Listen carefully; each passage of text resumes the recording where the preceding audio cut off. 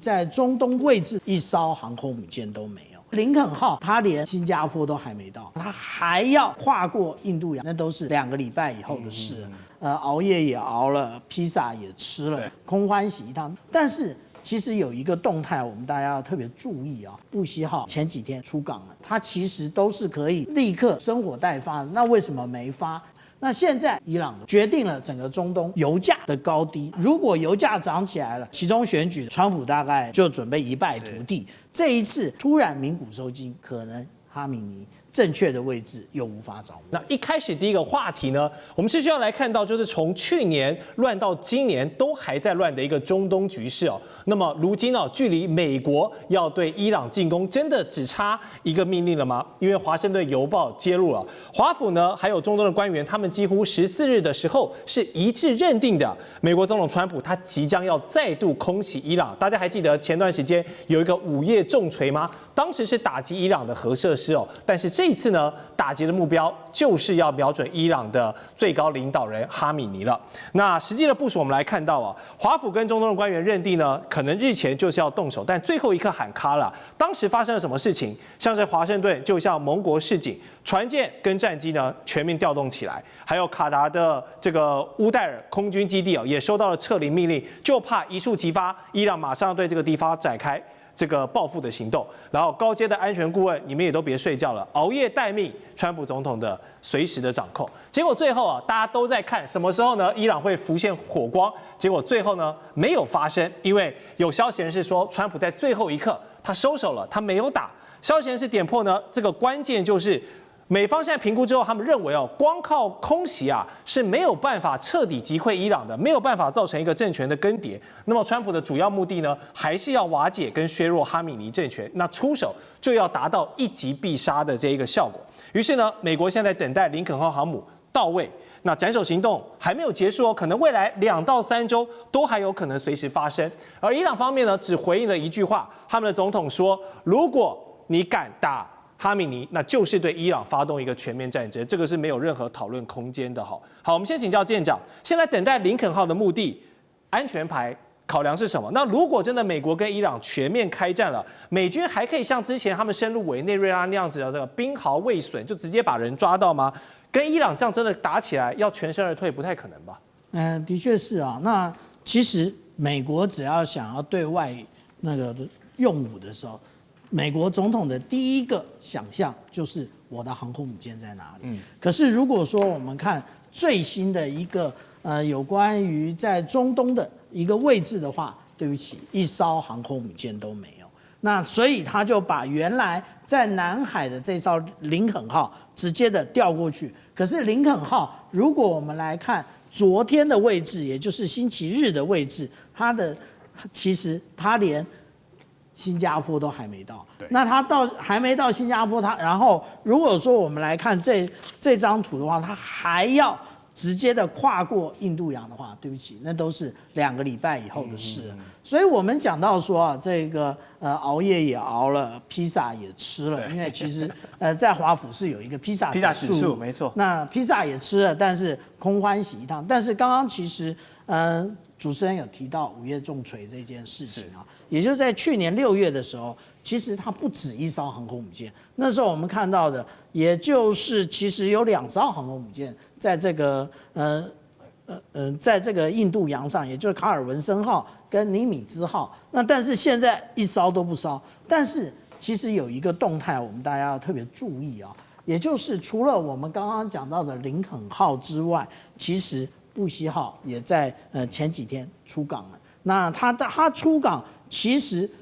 是个意外吗？应该也不算是意外。如果说我们来看，这个是我昨天整理出来，除了福特号，因为它现在在这一个加勒比海之外，其他的美国尼米兹级的航空母舰全部的现在的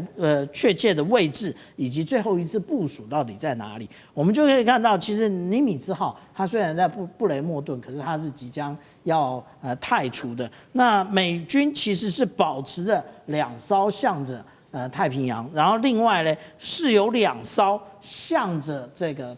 大西洋。那其中我们看到的这个布希号就是其中一艘。那当然我们也可以看到在这么多航空母舰上，为什么它好像，如果我们这里标注的只是一个港口，例如说圣地亚哥的话，那就代表其实它并没有那个进行维修，它其实都是可以立刻生火待发的。那为什么没发？因为其实我们讲到，真正最重要的是大炮一响，黄金万两。是的，也就是航空母舰打击群一旦出去，那个消耗起来可是非常的可怕。那但是呢，我们来看到，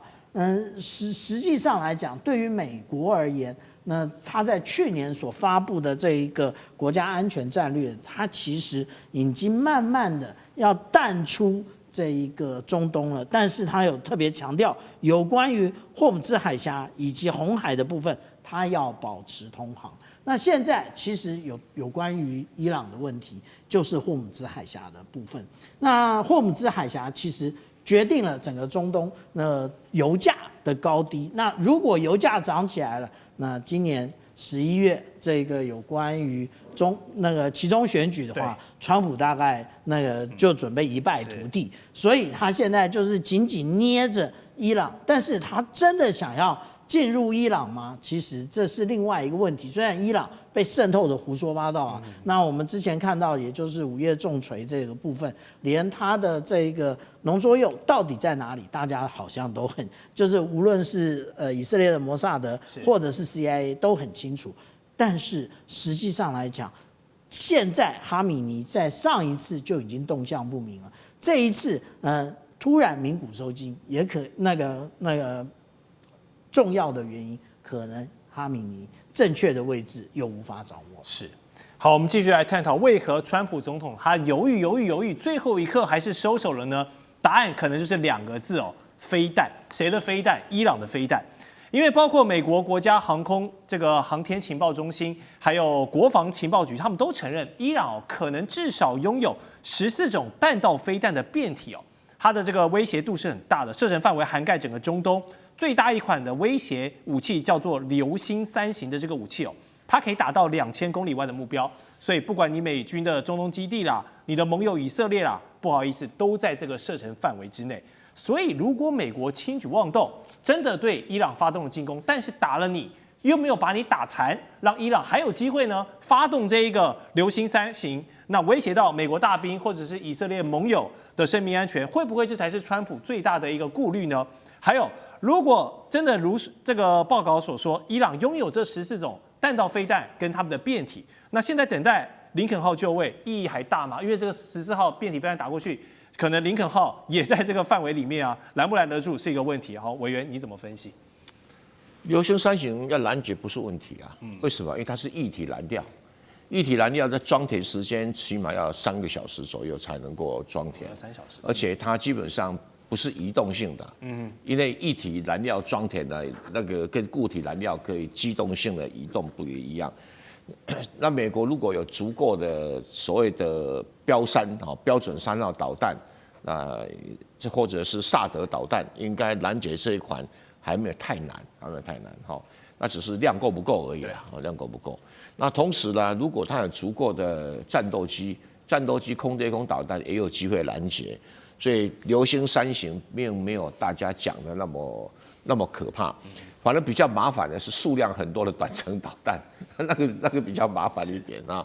你用那么贵的导弹标成3型或者标6去拦截那个，似乎不太划算啊，不太划算。所以美国这技术问题了哈，美国要自己去考虑啊。重点是在于说，美国如果真的要打伊朗，应该是属于惩罚性的战争啊。什么叫做惩罚性的战争呢？就是我针对革命卫队的几个据点进行轰炸，对几个教士集团这些神棍的头们，大概有30个目标，革命卫队50个目标，总共就80个目标。攻击这80个目标不是问题啊。第二个，他攻击什么？趁机攻击伊朗的所有的弹道导弹的弹药库。弹药库啊。那这个在伊朗的话，美军所知道大概有20几个地方。攻击这20几个地方也不是很难，但能不能完全销毁是一个问题。可是不必完全销毁，也可以造成重大的伤害。那除此之外，会不会再攻击核设施？不知道啊，不知道哈。所以他能够攻击的对象很有限。第一个，他并不是要征服伊朗；第二个，他要斩首行动又跟委内瑞拉性质不一样，因为委内瑞拉就要处理马杜罗的目的是他掌控委内瑞拉的石油，有委内瑞拉的石油，根本就不担心石油涨价。然后你伊朗又怎么样？就怎么样不理你？那伊朗说如果哈美尼被斩首的话，对，然后要发动全面战争。哦，这个伊朗总统就是光绪皇帝嘛，是啊。然后哈米尼就是慈禧太后，是现在是满清末年，几乎是一模一样啊。那对于这个伊朗总统，他当然要讲个体面的话。当然，那如果哈米尼被斩首了，最大的得利者就是他。为什么？因为从此慈禧太后的权力就归于光绪皇帝，他就真的当总统。他现在根本什么权力都没有，就是傀儡啊。因为伊朗这套制度，这种神棍政权的制度是很奇怪。那伊朗真正的问题不是美军啊，也不是以色列，这个都不是问题。伊朗不会因此而被打垮啊。那但是问题政权会被打垮啊，教士政权很可能这一次不行，下一次再来，下一次不行，隔3-5年再来，它就垮了。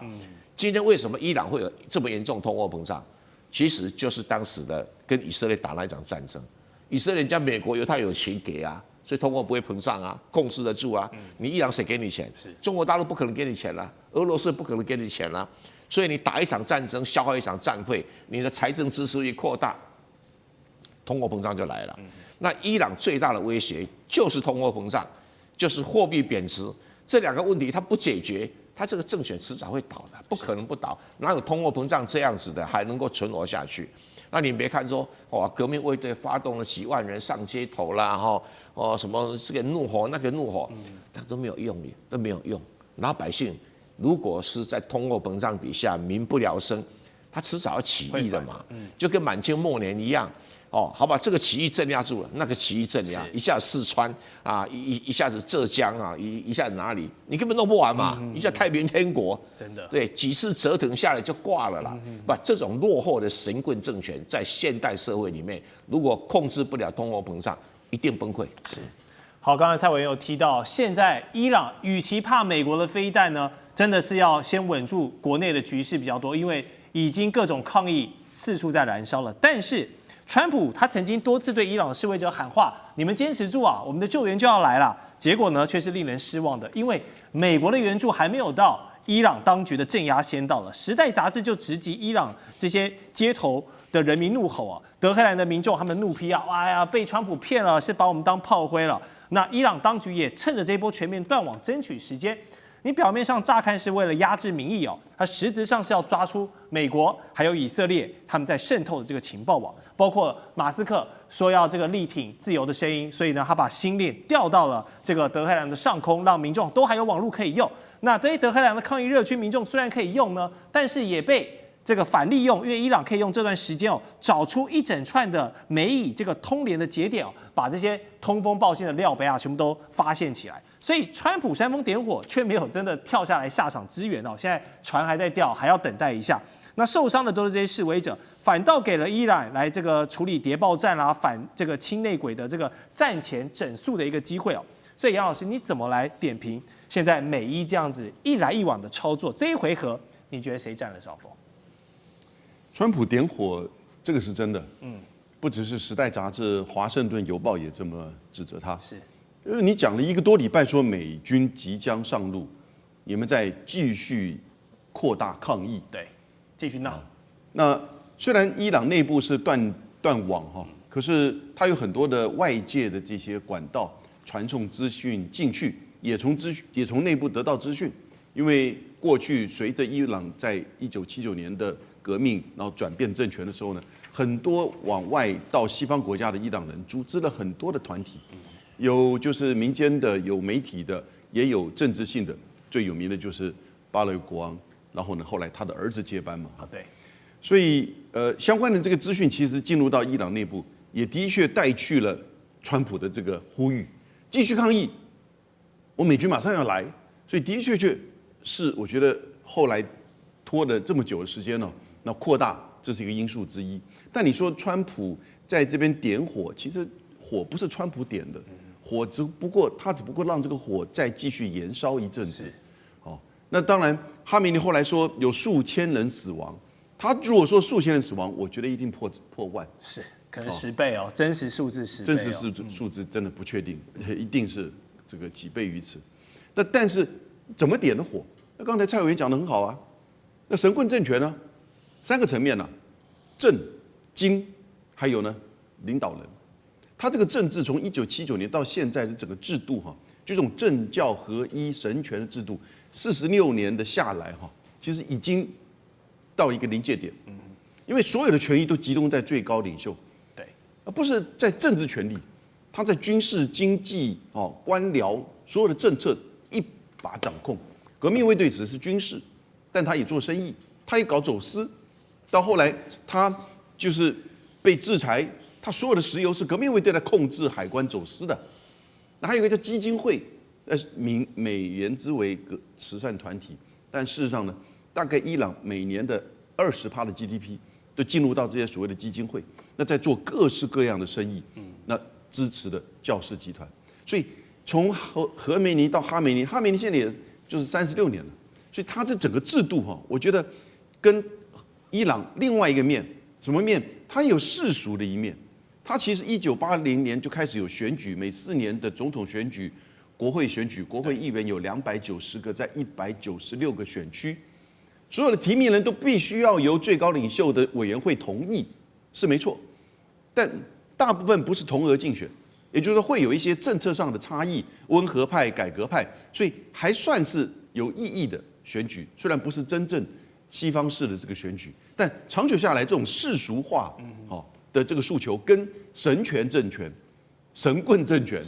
用蔡委员的用语，还是有一些，就当然已经到了临界点了嘛。然后更不要说他们贪污腐化已经到了这种地步了。那第一个政治层面，那第二个经济都很简单了。那你到这几年，因为战争，因为制裁，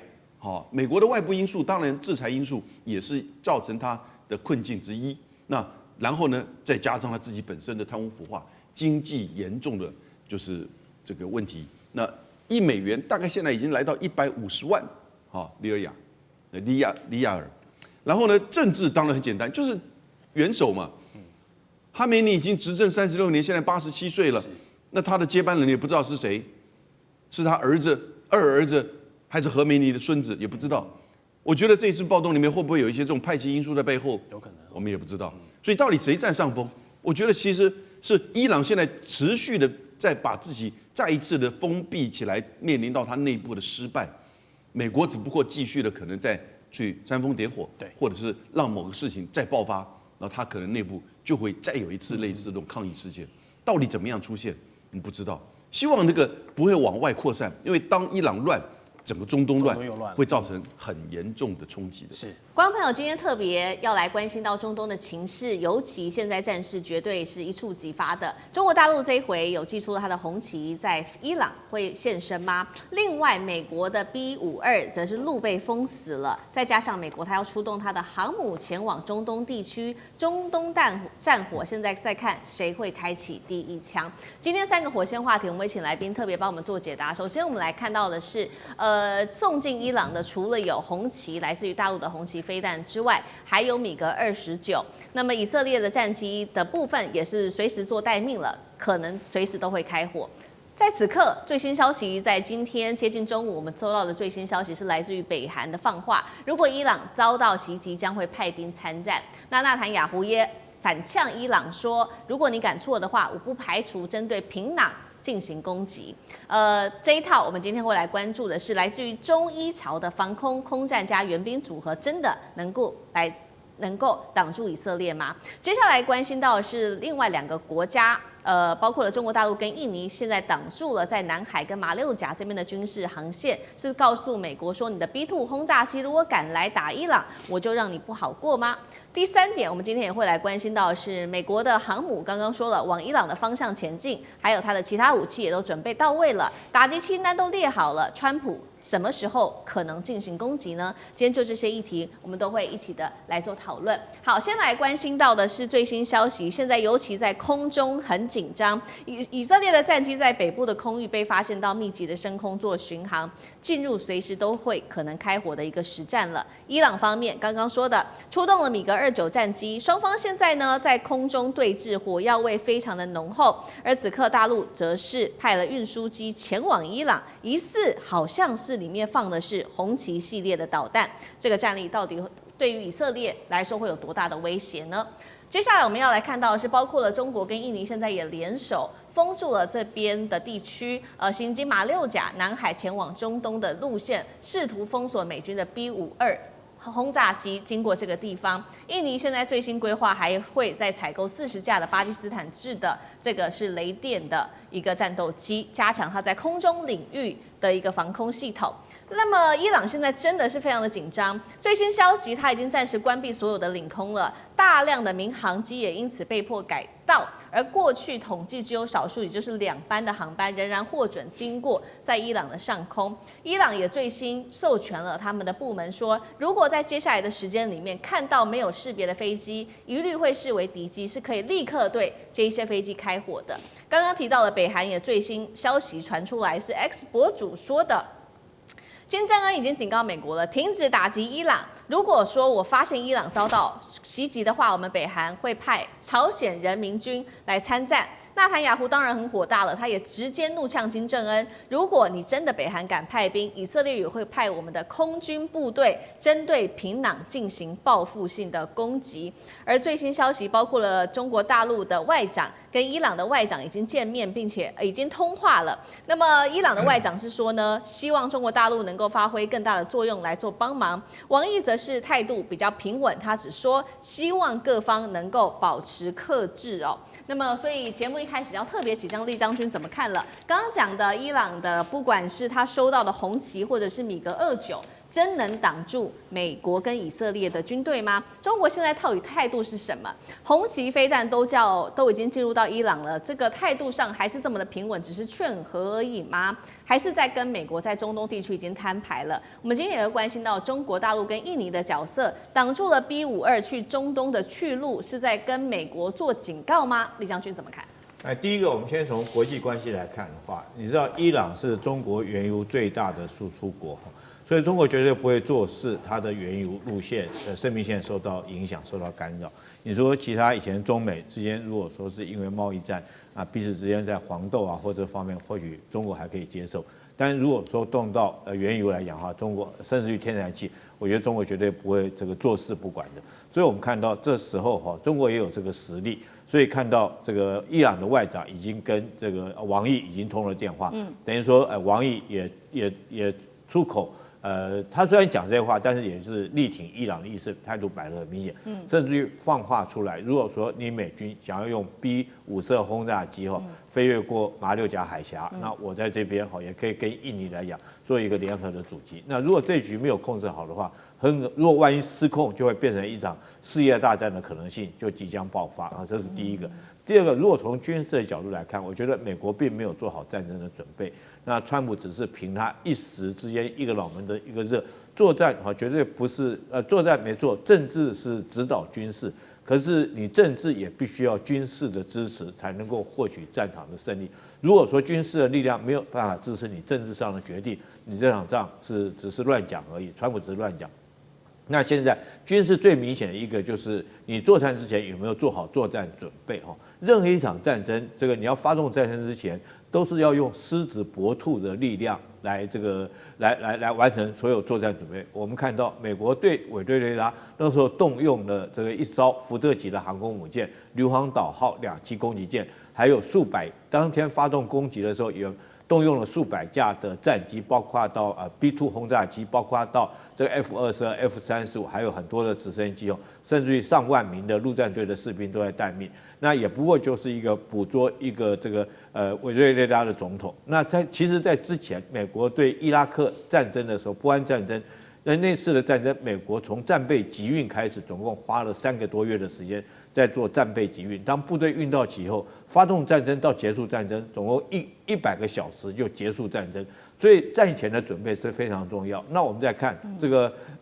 俄乌战争里面，俄罗斯刚开始，如果大家还有印象的话，大概也是从头到尾开始有这个讯息，到真的发动攻势，可能中间也将近有半年的时间做所有作战准备。那这是我们看到美国对于要发动伊朗的攻势完全没有任何的战争准备，甚至于到现在林肯号还远在这个南海地区还没有过去，甚至于说要1个月的时间才能过去。所以我认为美国并没有真的要做好作战准备。或许川普有这种念头跟想法，可是军事上面没办法支持他发动这场攻势。第二个，我们讲说北韩这个，我觉得金正恩纯粹就是在蹭热度而已，真的这场在蹭热度。第一个就是说。伊朗缺的不是陆军部队，北韩强的是陆军，他可以去支援这个俄罗斯打库斯克尔战役，因为他要的是陆军嘛。那其实伊朗来讲，自己本身不缺陆军那你北韩强的就是陆军，那伊朗缺的是空军制空的能力，那你北韩并没有这个能力，所以我觉得金正恩这是纯粹就是在趁热度而已，他不需要你的陆军来支援来帮忙，他们自己本身的革命卫队其实战力已经够强了，那美军来讲也不太可能投入地面部队。那第二个，我觉得纳坦雅胡也是在打高空这为什么呢？你想想看，你以色列空军是很强没错，那你空军再怎么飞，你要有基地你才能够飞进北韩去轰炸，如果你没有基地，你怎么进北韩？试想一下，如果说以色列的空军真的借到日本的空军基地愿意借给他，然后这个先不讲国际的这种博弈的关系如果说真的停在日本机场来讲的话，那你想想看，北韩会不会对日本动手？北韩这个导弹，它导弹打不到你美国，打不到你以色列，但是它打日本是绰绰有余如果说你真的日本敢提供基地或甚至于南韩敢提供基地给以色列来讲的话，我觉得这个北韩一定会动手嘛。所以我觉得纳坦雅胡讲这种话，说要派飞机去轰炸平壤，我觉得只是一个这种空话而已啦，这个根本不切实际。所以这两个人这个不管纳坦雅胡或者金正恩，都是金正恩是完全是在蹭热度蹭这一波的热度，表示他在国际之间博取一个话语权而已。那纳坦雅胡讲的只是空话，我不认为这些事情有可能会发生。倒是后续来讲，我觉得这个目前伊朗来讲它暴动的局势好像渐渐已经压下去了。那现在来讲，它领空也逐渐开放，可见呢在中东这边局势慢慢已经开始缓和了。好，那如果我们就军事面单讲武器的话，也特别请教张将军，有关于空中，因为现在中国大陆是说红旗要送进去嘛，那伊朗还会再派米格29，能够挡住美以的军队吗？我认为要把这个红旗9B把它送到伊朗去我认为还有2个挑战，第一个训练够不够？不是一过去你这样子人就会操作，就会使用整个系统，包含指挥、管制、共同作战图像，你有没有建制？那这都要经过训练。那你要送过去，最近要先过去，你能不能产生即战力？那这是个问题不是马上就能够上手的。那所以我来看这个红旗9B，可能中国大陆给伊朗的应该是新型的，那个射程可以打400公里，就跟我们所讲的，就跟俄罗斯提供给伊朗的。但是因为俄乌战争，所以现在俄罗斯没有办法提供给伊朗，那就变成中国大陆来取代用红旗9B，不然俄罗斯提供到 S400就好了。那伊朗以前也有 S300那 S300换装到 S400，那是驾轻就熟，顺水嘛。但是拿中国的红旗9B就不一样了，另外一种系统，你还包括语言的隔阂、人员的训练，这方面都是问题。还有第二个，电站，我们知道以色列也好，或者是美国要对伊朗动武的话，先电磁制压。那你在这个高复杂电磁环境下的这种电磁制压，伊朗有多少的武器还有能够发挥它的性能，发挥它的反击的力道，那又成问题了。所以这两个，我认为就被伊朗就卡关了。训练跟制电职权，如果是掌握在以色列跟美国手上，那它能够发挥多少的威力？而且又是训练个半生不熟。对，那你这换句话说，所能够产生的防空拦截，我们叫防拦的效果就相对有限。那现在中国大陆联手印尼来卡这个 B52战略轰炸机，B52战略轰炸机如果不空中加油，它可以飞将近16000公里。作战半径是7000公里，是这样。但是今天好，它是二手到马六甲，不要走马六甲海峡，它从南印尼航路，就是我们讲赤道以南，就被南半球了，贴到印尼的南边飞过去，飞到我们也不要进入这个阿达曼海峡，那直接从印尼南边进入印度洋。有没有这种可能？有，在印尼跟澳洲中间，那只是绕一个大圈圈而已。这是第一个就解决了。然后为什么呢？因为 B54可以空中加油，只要有KC135在旁边陪到了，那空中加油就好啦。它是可以长鸣一直直接飞行，而且它的正副驾驶后面还有一个备用驾驶，可以彼此互换啊，所以人员不是问题。那个空中加油让航程也不是问题，这是美国可以克服的手段。美国第二个克服手段呢，它在这个中印度洋有个迪亚哥加西亚，它可以进驻到迪亚哥加西亚。美国的 KC-135、RC-135，还有美国的西摇拐的空中霸王的运输机，还有美国的 B-2 幽灵轰炸机，都曾经进入到比亚哥加，先前进到比亚哥加西亚，这第二个解决方案嘛。我一前进到那地方，从那个地方起飞去轰炸伊朗就可以了，不一定要从亚洲过去。这是第二个解决方案。那第三个解决方案，他不要从亚洲过去，他从欧洲过去。在川普在第一任任期的时候啊，他直接从美国本土穿过大西洋，直接进入伊朗上空做威慑，他派2架 B-52过去，做一个战略威慑对伊朗。他从欧洲就过来了嘛。以前美国去轰炸利比亚是这样取到从大西洋过来 B-52，还有那个 BF-111就是这样啊。大家现在很简单，穿越地中海，进入。我们知道从南边从叙利亚那段进入到伊朗了，所以它的 B-52可以有3个航线，而且我们只讲 B-52，还没有讲 B-1，还没有讲 B-2A，但是还有2个可以用的，我们只讲 B-52，所以美国的筹码还蛮多，蛮多就有弹性，它可以来运用。就算 B-52不能用 ，B-1B 跟 B-2A， 它可以弹性来交叉对伊朗的战略施压，或者是战略轰炸。它不是凌空的地毯式的轰炸，它是远距一个空对地的巡弋飞弹去炸伊朗的重要的军事设施或者核提炼厂，是这个样。所以他认为美国可以在这方面的克服。那当然，这个伊朗经过这些方面的。就从去年的6月23号整补到现在啊，是有一段时间有局部的战力，但来看还没有形成总体战力。这个是这个以色列跟美国可以趁这个时候对伊朗下手所要考量的对美以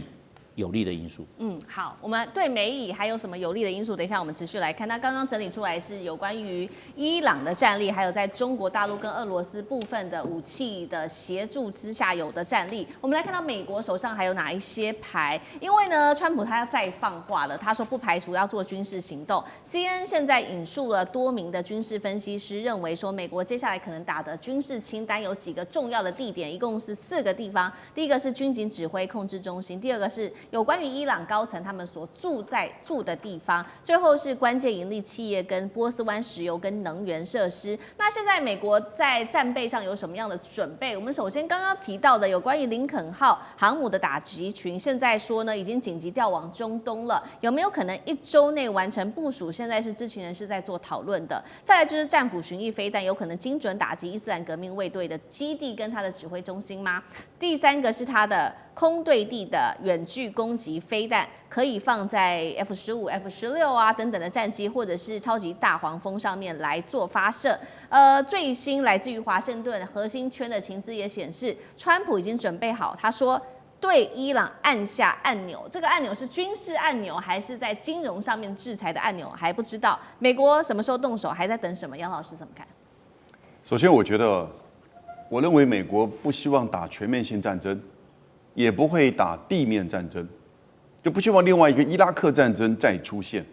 或者另外一个美国打的俄乌战争、美伊战争，那会变成一个消耗的无底洞。而且伊朗的混乱不只是会造成伊朗内部的混乱，整个中东地区甚至全球都会有一些恐怖主义或者是难民，会变成全球的这个灾难。那以现在伊朗的情势而言，其实我觉得是在控制中，尤其伊朗政府也暂缓处决他们逮捕的一些抗议分子。那这些人其实在过程当中是采取激烈的手段攻击政府的大楼，可是他停止就是执行，因为法院立即判了死刑，也是一个讯息，停止执行。那我觉得美国这边川普也是第一时间回应，那我们就暂停军事手段，但随时保持它的弹性。可是你看到刚才施明所谈到的，也就是林肯号在南海2个礼拜了，它现在正在开往就是波斯湾，预计最快也要5天以上的这个时间。可是林肯号到那边又表示如何呢？你接下来就可能会采取就是说打击飞弹或者是飞机的这种定点的打击。刚才提到了几个地点，尤其是像是原油设施、核子设施，或者是军事这个设施，或者是城镇啊，或者是这些高阶军官或者是宗教那个最高领袖所住在的地方。那核子设施其实大概打过一遍了，那原油设施打下去，其实也会造成油价的这个影响跟冲击。那军事设施的话呢，其实你如果打了之后，你没有在地面上或者是其他的后续，其实那个成效有限。因此，它如果不是用全面战争或地面战争，多半都是一种警告性，哦，然后呢，要求伊朗方面可能要对抗议不要采取太过激烈的这种压制手段。那可是另外一方面，他也没有想法要去做一个 regime change，也就是要把这整个神权政府啊，就是哈梅尼政府给拉下台。那因为现在的情势在缓和当中，同时中国大陆也在进行了交涉。对中国大陆而言，中国中亚到中东地区啊，其实是它地缘政治上一定要顾及的所在。不再像是以前比较发生重大事件的时候呢，往往维持了观望。但这个关注呢，不会是军事的，而是比较是外交层面的。所以外交层面，你看到过去伊朗跟沙特之间的和解建交，都是中国大陆在推动。那这一次呢，可能就是在周边的国家给予伊朗外交上的支持，当然也同时希望伊朗政府在处理内部的抗议事件的时候，不要过于激烈。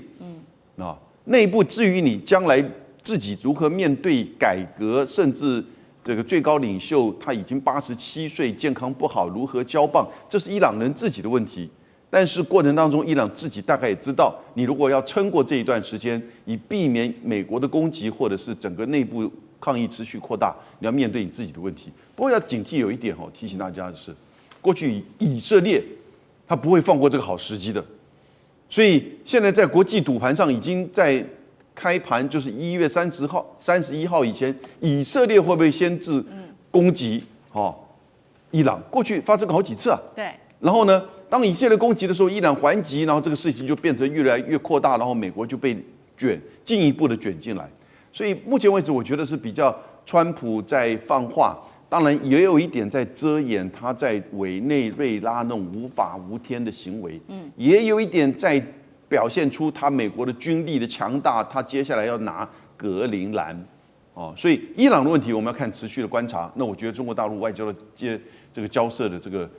角色跟成效应该很快就会看到。观众朋友，今天节目一开始，赶快来关心在中东情势。今天我们要来特别关心到是美伊现在正式进入开战的倒数。今天特别关注到是伊朗现在也在备战美军了，包括了现在集结的，据传达到了2000万来自于巴斯基民兵在做动员。另一方面，俄中会不会也在介入，甚至或许是在观战而已呢？中东战事一触即发，今天我们会一起的来做关心。3个火线话题，今天请来宾特别帮我们做解答。第一个，我们来看到是伊朗现在叫战，要打击可能最终攻击的目标就是美军的基地，而另一方面是真的已经要打起来了吗？因为美国跟澳洲已经在启动撤侨，从伊朗撤出来了。美军现在高度戒备，是否已经站在开战的门口？这是第一个问题。接下来我们来关心到是伊朗现在蓄势待发，准备了包括了2000万的巴斯基民兵，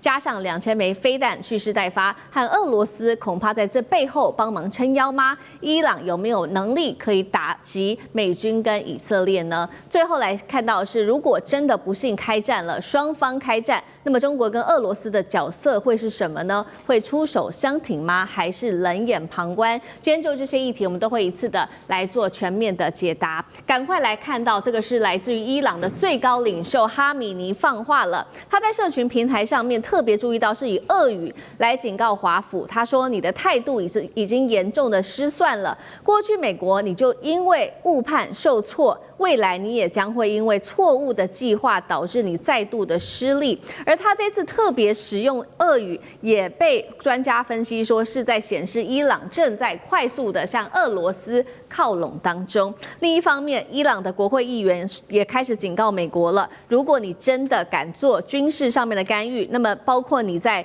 中东的基地、还有船只跟人员，都会成为我们伊朗攻击的目标。这是来自于议长的最新说法，他说会让美军遭遇永生难忘的教训。是不是真的已经进入开战倒数了呢？我们从几个迹象来特别做观察。首先来看到美国跟澳洲的领事馆已经开始做示警了，空域随时可能要关闭，所以呢紧急发布了撤侨令。另一方面，白宫现在也发布了一个动员式的一个贴文，大写的字母是写着说：愿上帝保佑我们的军队。愿上帝保佑美国，而我们现在才正要开始，这是第二个迹象。再来看到是五角大厦的披萨指数也现在不断的浮动，甚至是飙升当中。分析指出了，这是在美国在这中东地区的部署。他说，美军在卡达的乌代德空军基地这边已经部署了这一些先进的战机，搭配战舰，随时都会可能对伊朗地区发动空袭。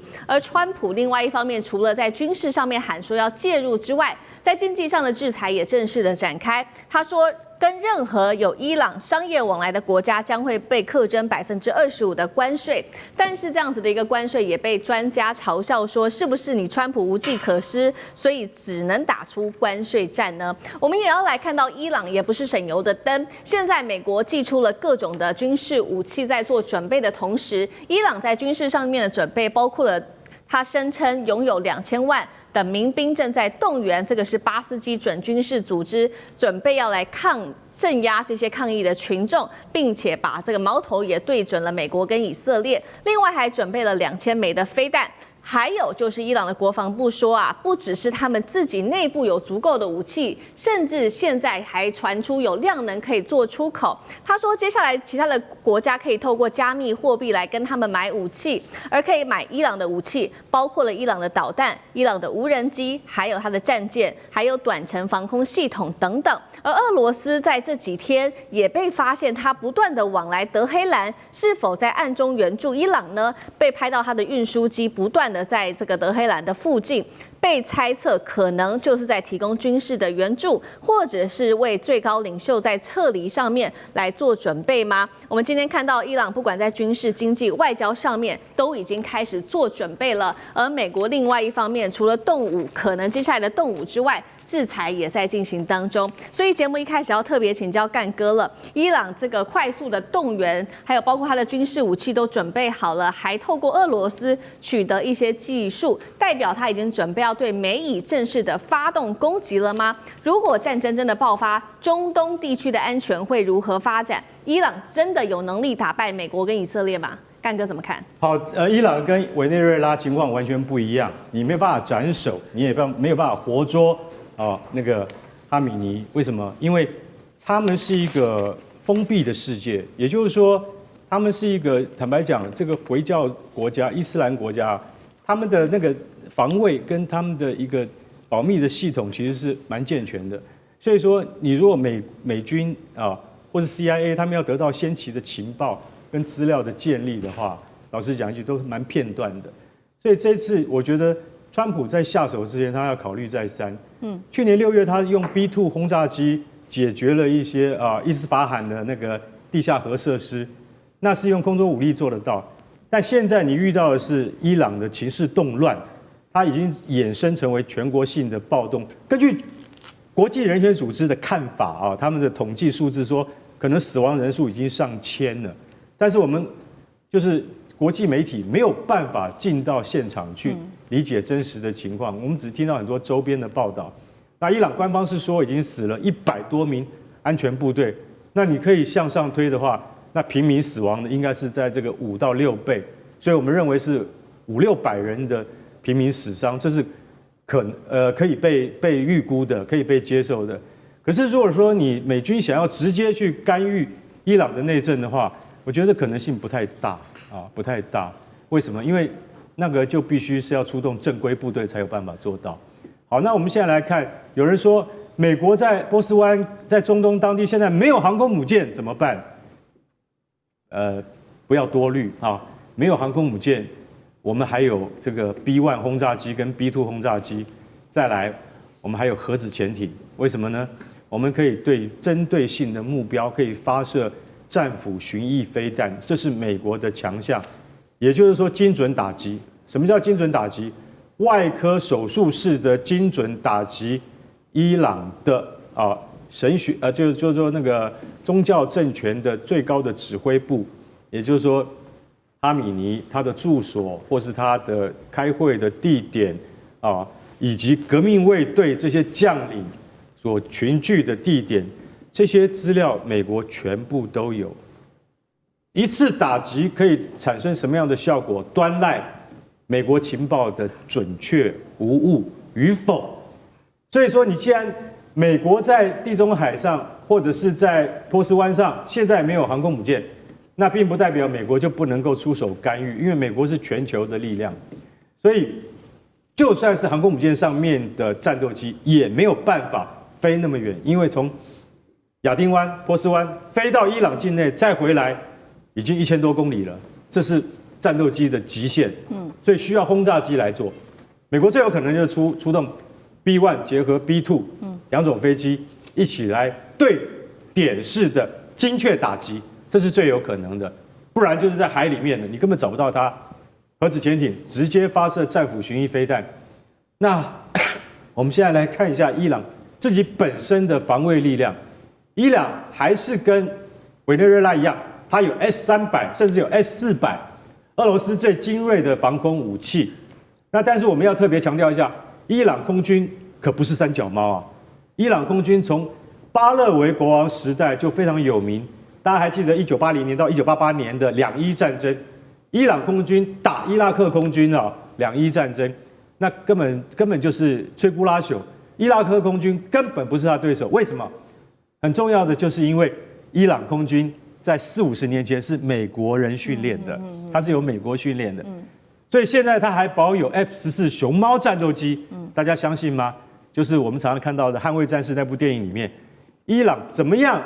他都想办法保存下了 F-14熊猫战斗机的战力。虽然现在大概只剩下50架，因为当初买了80架，然后伊朗还有很多美式装备，到现在还能用 F-4幽灵式战机、F-5战机，现在都能够用，所以大家就想说，原来伊朗是这么强的国家，对他的空军飞行员非常优秀，他绝对不是马杜洛的那个空军完全不上来迎击就垮掉的那种空军，所以大家要知道，伊朗的空军非常强，但伊朗海军只有炮艇式的那个飞弹巡逻舰而已。那伊朗陆军的话根本不存在，为什么？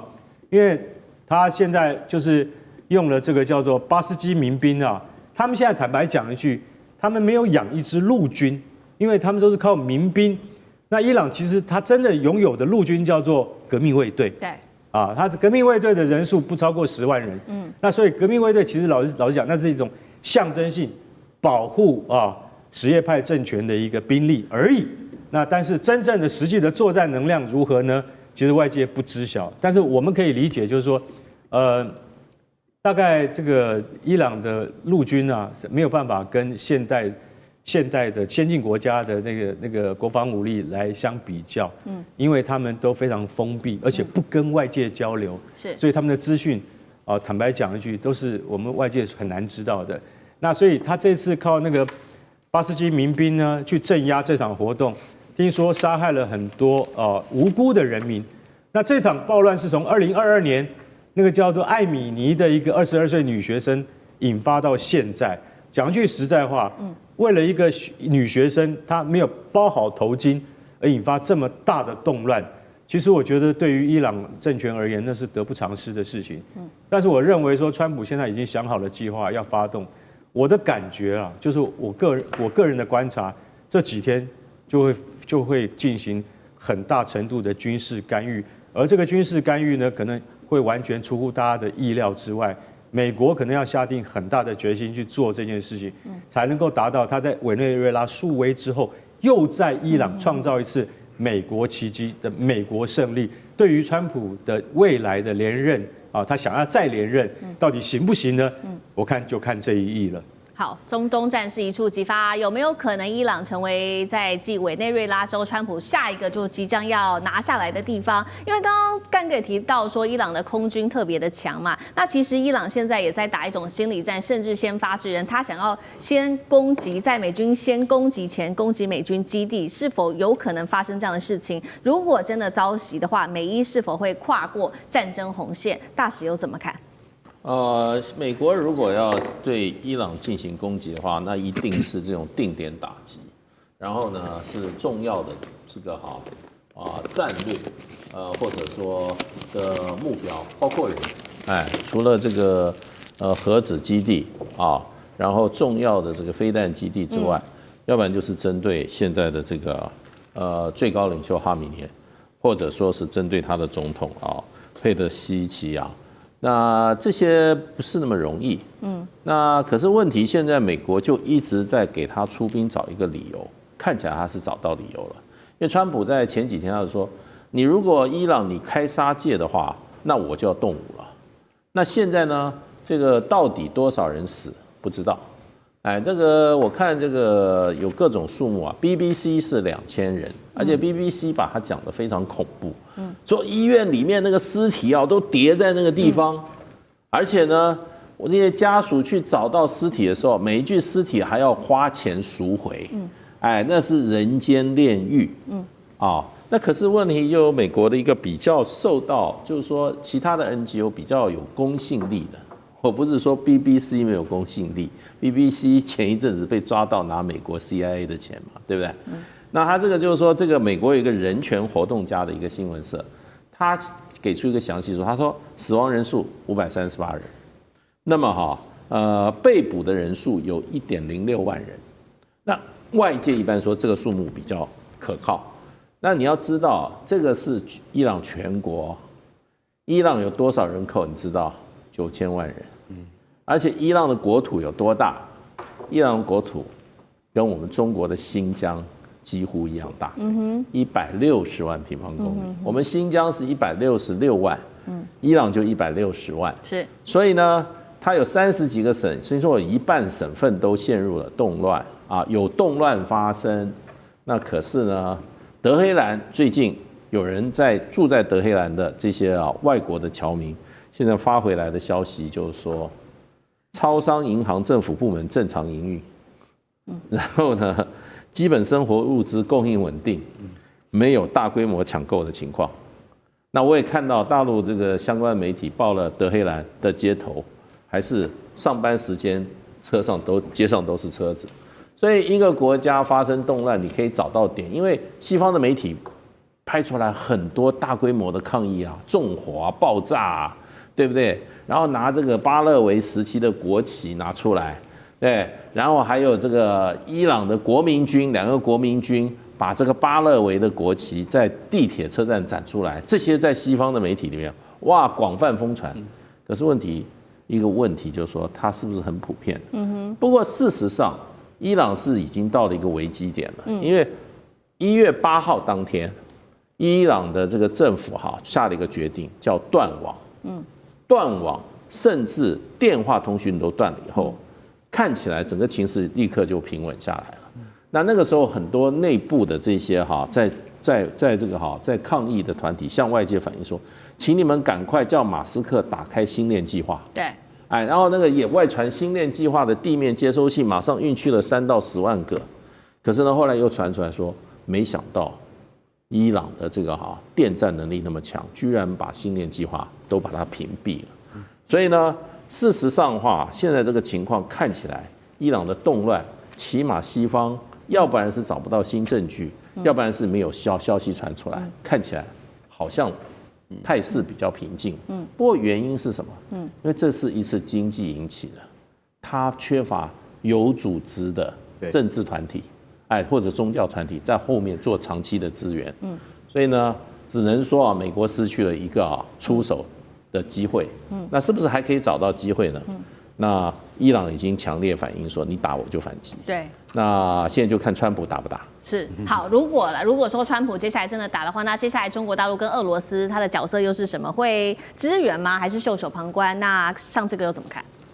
我想这次其实之前的动乱当中也查出说有一些枪支火药，那这个部分在伊朗那么严格管制枪支的环境，还有宗教教义的地方，无疑的一定是外来力量，那么也开始要介入，想要浑水摸鱼哦。如同刚刚大使前面所讲的，这可能当然也是前阵子美国或川普表达他要对伊朗动武，如果不是内部动乱的话。单单就先前以色列跟伊朗之间、跟美国之间的这个军事性的部分东西，其实恐怕不见得是有很好的机会。所以我们看，其实这次确实在伊朗历来说是一个巨大的空前危机哦。那到底能不能怎样？到底会不会整个伊朗崩解？当然，在欧美的媒体里头都在看衰，哇，你要崩解掉了。但现在看起来，伊朗还是有透过刚刚前面所提到的这些技术性，因为所有的这些的混乱都是扩散。所以，当你网络真的一断了之后，你根本就不知道别人在干嘛，你连自己的同路人你可能都没有办法联系上，所以这确实是釜底抽薪的这一招。不过，我们还是看到说这个东西，你说能够解决吗？我不认为，因为要知道这次的动乱它太深沉了。它是从民生最核心的东西，因为被制裁太多年了，伊朗的社会里头，它的货币贬值到难以想象，所有的东西贵得离谱。他们现在讲说，普遍来讲，一般吃肉的部分，从每个礼拜可以吃2次到每个月吃2次。那所以这里头包括它的货币的一直改变，所以这种民生核心的崩解，这个东西如果没有处理，现在只是暂时的止缓而已，它并不会就平静了。因为要知道，这一次还包括伊朗整个产业的坍塌，因为你的石油各方面的出口都没有办法卖钱，因为被制裁了，不止石油都被制裁了，所以产业其实是这一次企业界是最早出来上街头抗议的，然后民众各方面加入，后来甚至连政府的工作人员也都加入。所以这个东西我们看到，伊朗其实在先前经历以色列战争，按照道理，民族主义会让大家摒弃里面的问题，不是吗？但你会发现这一次竟然没有哦，而且穆斯林的这个宗教性的控制或者这种把持，其实这一次也坍塌了。所以我觉得现在只能说暂缓，但这种核心的问题没有解决好。中国、俄罗斯呢，他当然不可能袖手旁观，但是他能做什么做的有限。因为中俄对于对先前对以色列的部分支持，它就是大国的支持，政治、军事、经贸的支持，碰不到民生问题啊。相较于过去美国来说，美国就是跟伊朗敌对，它的情报战，它就深入基层、民间、学生、企业各方面，在里头煽动。那川普现在虽然没有像过去美国之音已经被停掉了，没有办法这些煽动，可是伊朗已经是自己内部到这样子的地步，所以中国跟俄罗斯这次会感受到，如同委内瑞拉一样，大国友好的合作，通常友好的关系，情报战。做的就不会像美国敌对的关系情报战做的这么细密，所以支持的程度对于民生社会，中国俄罗斯就碰不到，碰不下去。所以这个部分，我觉得这一次伊朗跟委内瑞拉会对于中国跟俄罗斯整个它的联盟关系，包括情报的核心，我认为一定会重建。地缘政治、美中之争、战略价值、强权崛起、小国生存。现在与未来洞悉事件走向，掌握世界脉动，全球观点尽在环球大战线。